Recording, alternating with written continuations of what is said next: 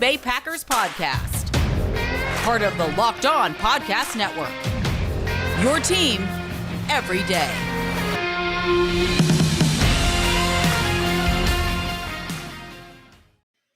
You are Locked On Packers, part of the Locked On Podcast Network, your team every day. I'm Peter Bukowski, and I cover the Packers for The Leap, a newsletter I would love for you to subscribe to. You can follow me on Twitter at Peter_Bukowski. You can follow the podcast on Twitter at Locked On Packers. Like us on Facebook.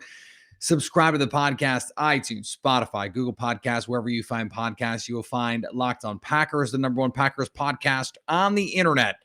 And the show for fans who know what happened. They want to know why and how the Green Bay Packers come back to beat the Chicago Bears 45.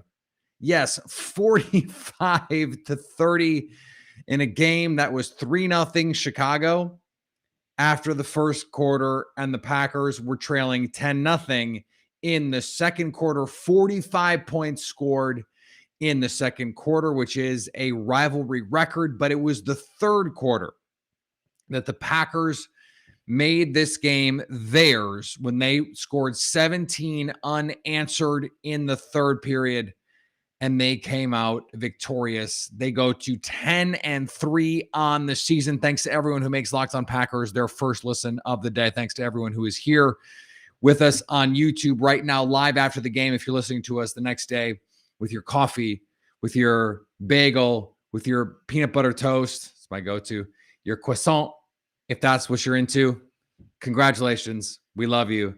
That's what you're trying to do. The Packers get an enormous win, a win that looked tenuous in the first half. A Packers team that loves to start slow. And look, we are going to talk about the special teams, I promise. But what this Packers team has done, and this is one of those good side, bad side things that we have to get to.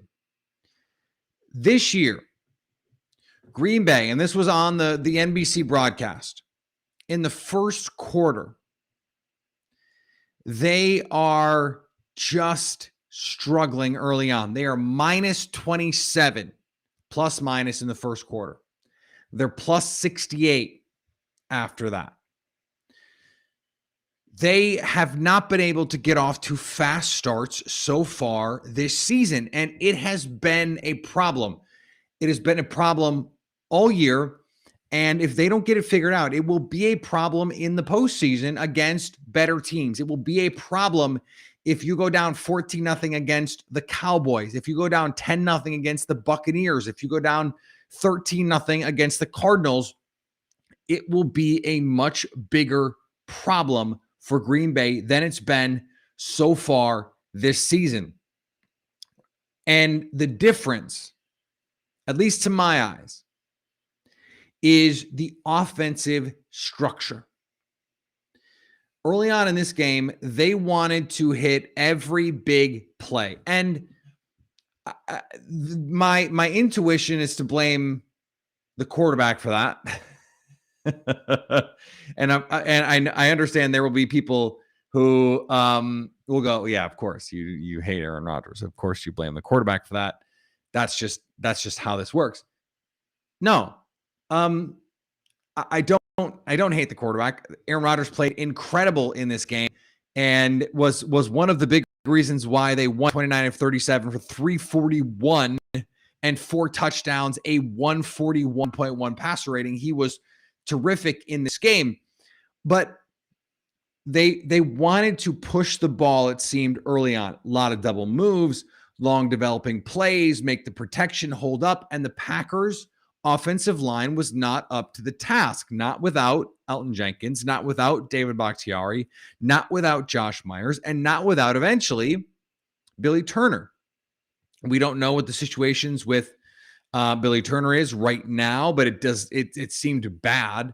He was pissed on the sidelines when it came to having to go into the blue medical tent. We don't know what that injury is at this point, other than a knee injury. He got rolled up, and it was brutal. Now, Dennis Kelly played well in his absence, and credit Brian Gutekunst of the numerous veterans that he brought in.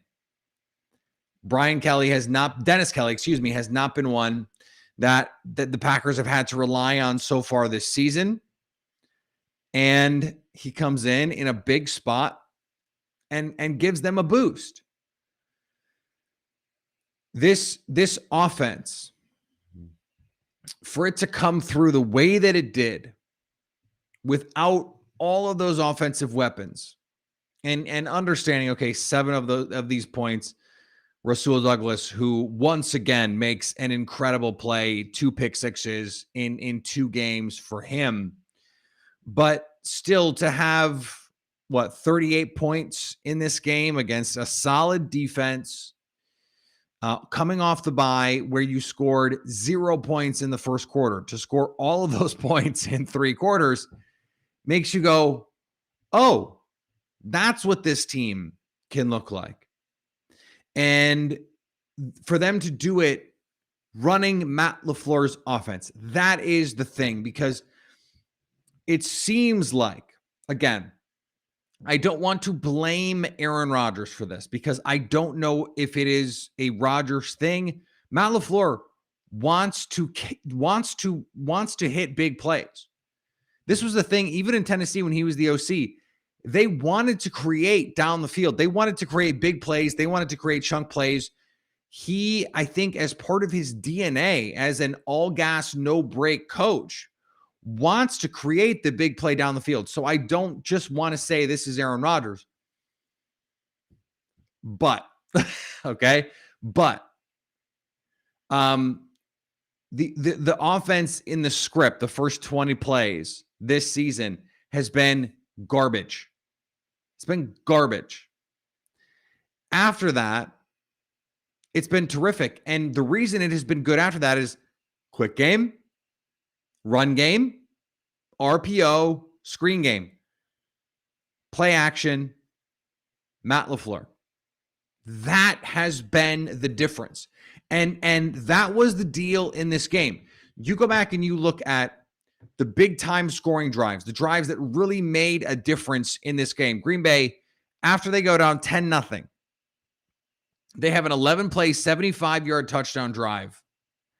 And that was all A.J. Dillon run game and Matt LaFleur play action game. A dump off, Josiah DeGuara turns into 25. Aaron Jones has, 7-yard run, 11-yard run. Those things add up. And eventually, you turn into the Allen Lazard pass from Aaron Rodgers, and you get on the board. The Packers, they get the late in the half touchdown. You get Davante Adams. Davante Adams, big play for 44. Davante Adams, big play for 38. Now, that is a little bit more drop back stuff, but it's still combination routes, double moves, that kind of thing. Packers come out. Second half. This is how the second half started for Green Bay. A.J. Dillon run, 8 yards. A.J. Dillon run, 5 yards. Quick game to Davante Adams, first down, 12 yards. Aaron Rodgers, quick game to Davante Adams, 16 yards. A.J. Dillon run, Aaron Rodgers, quick game, MVS, 8 yards. A.J. Dillon, 11 yards on the ground. A.J. Dillon, 1 yard on the ground. Aaron Jones, touchdown. That is a perfect Matt LaFleur drive. By Matt LaFleur standards, that is a perfect drive. The Packers get the lead. They do not relinquish it. That is your ball game. This is how the Packers want and need to play. And in this game against a quality Bears defense, the offense is a mess, right? We know the offense is a mess. They average 5 yards per carry on the ground, and that's by the way with 2 Kurt Benkert kneels for -1. You get Allen Lazard involved, a little end around for 14, but Aaron Jones and A.J. Dillon combined for 106 yards on 20 carries. So you're talking about, really doing some work there, over 5 yards a carry in those situations. Aaron Rodgers, he got a carry in this game. Not really a carry. He'll be glad it wasn't a sack. They ran the ball effectively enough. 24 rushing attempts, 29 completions for the Packers, 37 total rushing attempts. You don't need it to be 1-to-1 by any means. They came out a little cold, but once they started to hit the Matt LaFleur parts of the offense, once they started to get the run game going a bit, not even a lot, a bit, then you're able to hit, you get the quick game going. Now it's easy to get those combination routes on the outside. Now you got to bring a single safety down in the box. So you play single high, and now it's go time. Now it's Davante Adams combination route, wheel post, and you've got a big play touchdown. That moves the needle for everything that you are trying to do in this game. And for Green Bay to come out against a quality defense and put up 38 points offensively, you add the pick six, and this offense really has done a tremendous job over the last month or so. They've found their stride. They didn't even play great in this game. That's the thing. I mean, you go back to that Seattle game. They win 17-0. Aaron Rodgers, doesn't practice. But since then, 31 points against the Vikings, 36 points against the Rams, 45 points against the Bears. This offense is starting to really, really hit its stride. And what's crazy is they're not even playing great. They really aren't. They're not even playing great against three quality defenses. They have lit them up, and they're B plus kind of game. I mean, we haven't seen the A plus game from this Packers offense yet. And if we do, it's a wrap. It is a wrap, because this Packers defense, they're able to rush the passer. They're able to create turnovers in the back end. The safeties are playing terrific football. You have Devondre Campbell. You have these guys up front, Kenny Clark, Rashawn Gary, Preston Smith. He baptized Tevin Jenkins. Welcome to the NFL, Tevin Jenkins. You do not know the deal here. You do not know the deal in the NFL, because Preston Smith just showed you you are not ready. And look, I love Tevin Jenkins. I was a big Tevin Jenkins fan in the draft. I thought Green Bay would be smart to draft Tevin Jenkins. Now, there's a lot of medicals, the back injury. He didn't get a chance to play for a while. But Green Bay made it all work defensively. Now, did they play great football? No. I thought it was the worst half defensively that they played all season in the first half, excuse me. And, it's not even all their fault. In the second half, Green Bay's defense allowed 3 total points. And outside of the second quarter, they allowed 6 total points. Now, the defense did not allow the 7 of the special teams. The punt return touchdown, the longest punt return in Bears history. God bless America. And if not for the special teams, and I tweeted this, if not for the special teams, this is a boat race. This is an ass kicking. And it was anyway. They won by 15. They covered the spread. And it still felt like a game that was closer than it should have been, because the special teams could not cover anyone. Pick someone to go tackle and tackle that guy. I don't know how you can finish the season with the status quo here. This is a Super Bowl team, and maybe they finish the season with him, with Mo Drayton, and they try and make a move in the offseason. But somehow a terrible special teams has gotten worse. And I don't know how things get worse if you make a call here. We're going to talk about this special team situation coming up after this. Today's episode is brought to you by our friends at DirecTV Stream. Does this sound familiar? You've got one device that lets you catch the game live, another that lets you stream your favorite shows. You're watching sports highlights on your phone, and you've got your neighbor's best friend's login for the good stuff. Well, I want to tell you about a simple way to get all the entertainment that you love without the hassle, and a great way to finally get your TV together. It's called DirecTV Stream, and it brings your live TV and on-demand favorites together like never before, so you can watch your favorite shows, movies, and sports all in one place. That means no more juggling remotes and no need to buy another device ever again. And the best part, no annual contract. That is truly the best part.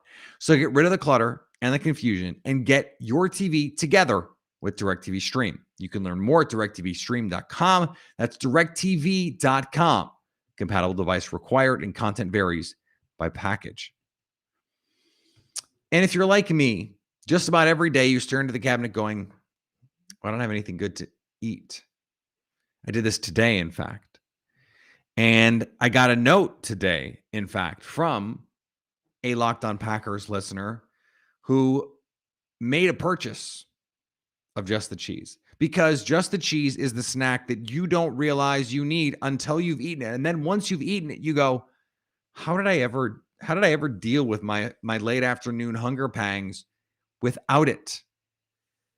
Just the Cheese is a bar. It's a bar made of cheese, just cheese. No fluff, no filler, 100% cheese.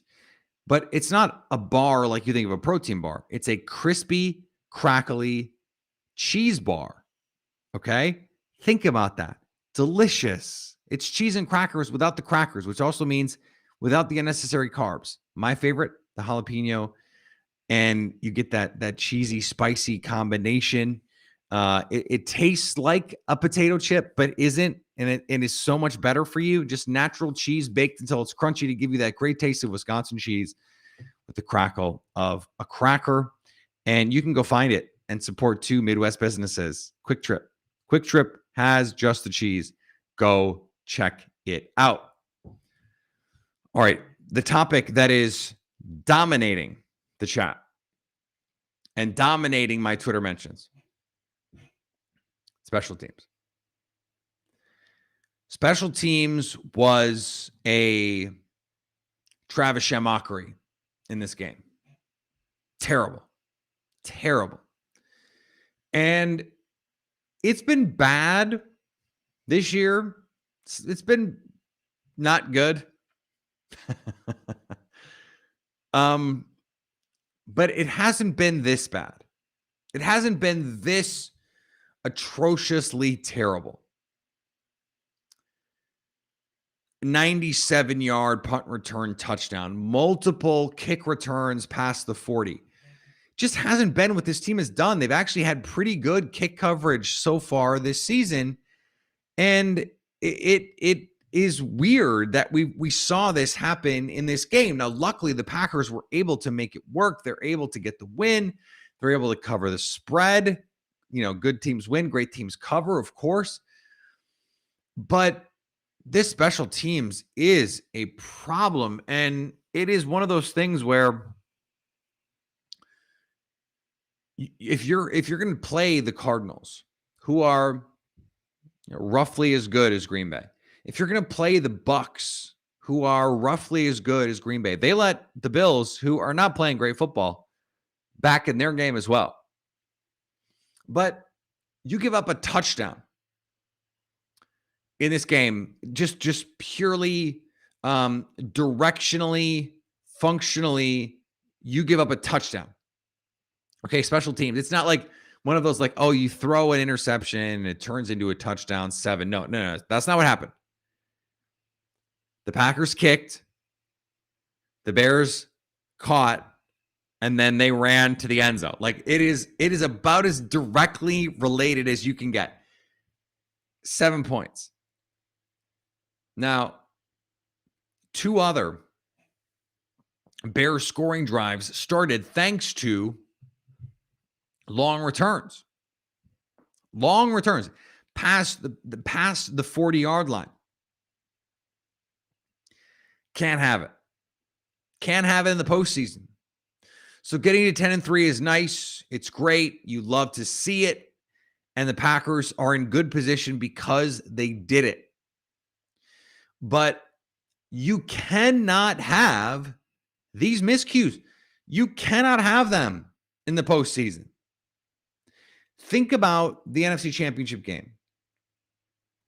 At the end of the first half, this is not a special teams thing, but this is just like one of those minute plays that can fundamentally alter the trajectory of a game. Tom Brady throws a prayer to the right sideline. Will Redmond drops a gift interception. No one around him. Ball right through the wickets. The next play, or that same drive, I don't know if this is the very next play, is the Kevin King, Scotty Miller play. And the Buccaneers score, and now it's 28-7 or whatever the situation was. That's the difference. The Packers might win that game if that one play goes differently. So these little plays in a conference that's separated by the minutest of margins, the smallest, the slivers of margins. You cannot have these kinds of mistakes. Not when you have this offense, Aaron Rodgers, Davante Adams, Aaron Jones, you put up, you score 45 total points, offense and defense in this game. The defense playing so much better than it did a year ago. I understand this was the worst defensive performance of the team this season, or at least since week 1. You can't have this. You can't have it. The special teams cannot do this. You could scuttle a Super Bowl season with a performance like this. So, look, I am not someone who likes to call for anyone's job. I didn't even like to do it Mike Pettin. I didn't like to do it Tom Capers. It was sort of all couched under the auspice of sometimes it's just time. Sometimes it's just time. It's not working out. It's better for everyone. Mike Pettin, congratulations. You're working with the Bears now. Probably not the best, but he still has a job. I don't know how you can have any confidence in this coaching staff, this special teams coaching staff moving forward. I don't. And it's not just the coaches, because Amari Rodgers has muffed multiple punts this season, including one that was mercifully called back because of a penalty in this game. Could have been a momentum alterer, assuming you believe in momentum, but it would have been a monster play in the game if that play had been allowed to stand. Now, you can't advance a muffed punt. It is amazing to me how many NFL players do not know those rules. I mean, my guy just ran like he thought that he could score a touchdown. That's not how it works. But the last time this happened, Matt LaFleur went to Mo Drayton and said, "Get him out of there." And Mo said, no. Turns out Matt LaFleur was right. Get him out of there. And then they put Randall Cobb back there against the Rams. He muffs a punt. What is happening? What is going on? So, look, Amari Rodgers could very well become a useful player. Remember, most rookies are bad. I'm not ready to just be like, okay, Amari Rodgers sucks and you can't use him and don't put him out there ever for any reason. No, not that.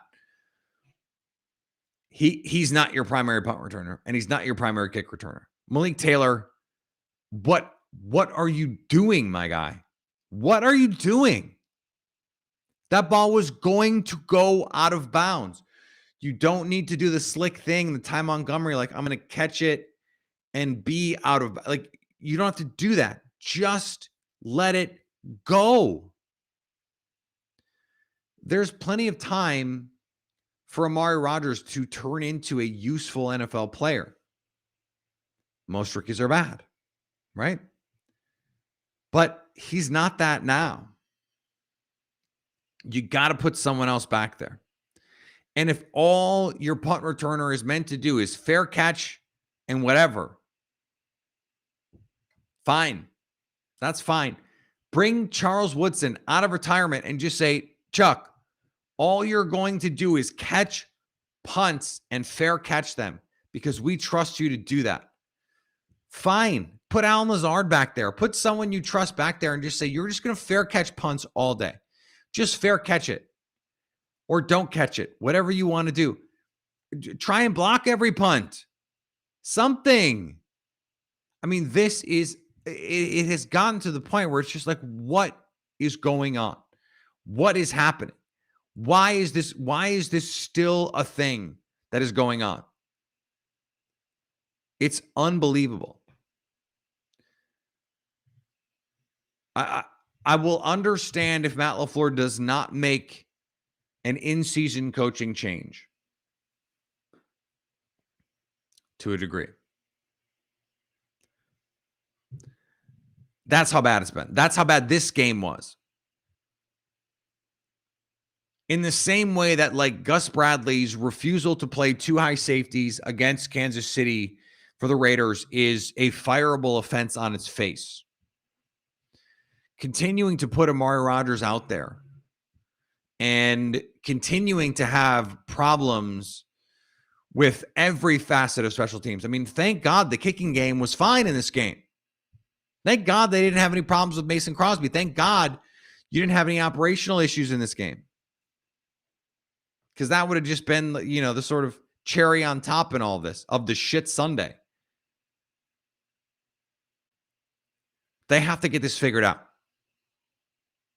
This is a Super Bowl team. This is a Super Bowl team. And special teams is just not good enough. It's just not good enough. Today's episode is brought to you by our friends at Built Bar. Built Bar is the perfect treat this holiday season. You're going to eat a lot of things that are delicious that might make you feel less than stellar. And that's okay. Listen, the holidays are for enjoying yourselves.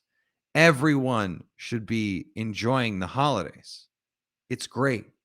Enjoy yourselves. Hashtag treat yourself. We don't do that anymore, but hashtag treat yourself. It's okay. Do that. But there are plenty of times when you can have something delicious that doesn't make you feel guilty about it.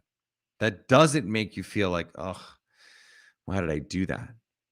Built Bar is that thing. They've got delicious flavors, cookies and cream, peanut butter brownie, double chocolate. If you like a little fruit, raspberry, cherry, it gives you that extra fuel to power through a family situation that maybe you're not super into. We talk about that a lot with Thanksgiving. Christmas can be the same kind of way. Other holidays, listen, I understand.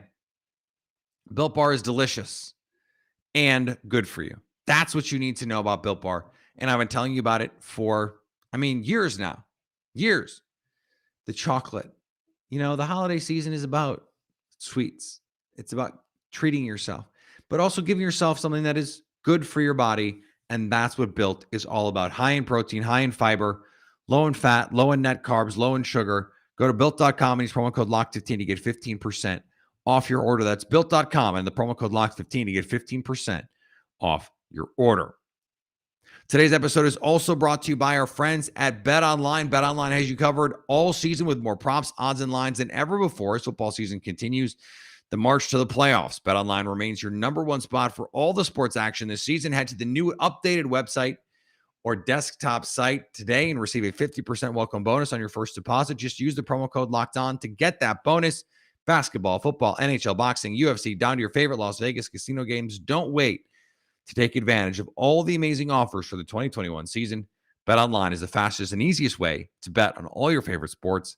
BetOnline, where the game starts. The Packers are 10-3. They are number 2 in the NFC standings and could be number 1 in the 24-hour span that you might hear this. But by midnight East tonight, midnight Central Time tonight, Packers could be the number 1 seed in the NFC, of course, depending on when you listen to this. The Packers are also favored against the Ravens.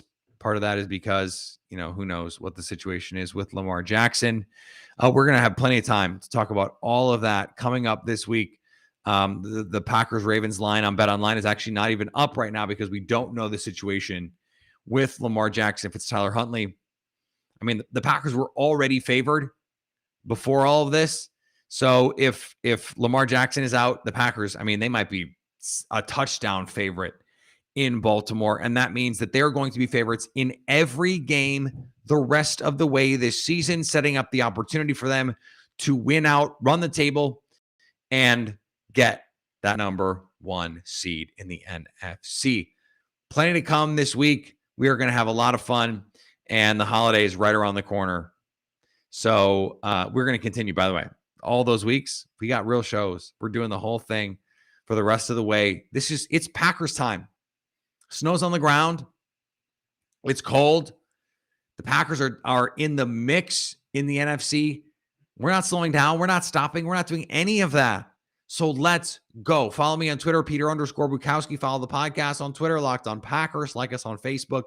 Subscribe to the podcast, iTunes, Spotify, Google Podcasts, wherever you find podcasts, you will find Locked On Packers. And anytime you want to hit us up on the Locked On Packers fan hotline, you can do that 920-341-3775 to stay Locked On Packers.